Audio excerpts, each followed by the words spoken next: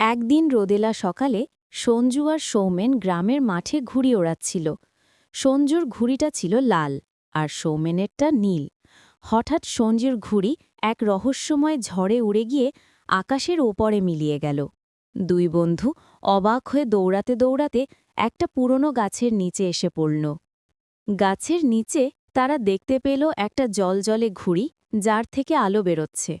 হঠাৎ ঘুড়িটা কথা বলে উঠল, আমাকে আকাশে ওড়াও, আমি তোমাদের এক জাদুর জগতে নিয়ে যাব। সঞ্জু আর সৌমেন ঘুড়িটা ওড়াতেই চারপাশ ঝলমলে হয়ে গেল। তারা পৌঁছে গেল মেঘের শহরে, যেখানে ঘুড়িগুলো নিজেরাই কথা বলে, মেঘগুলো নাচে আর রংধনু বাজনা বাজায়। দুজনেই সেখানে নতুন নতুন ঘুড়ি বানিয়ে খেলল।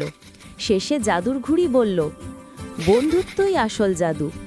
হঠাৎ তারা চোখ খুলে দেখে আবার মাঠে ফিরে এসেছে, হাতে সেই ঘুড়ি, কিন্তু এবার তাতে লেখা, সত্যিকারের বন্ধুত্ব কখনো হারায় না।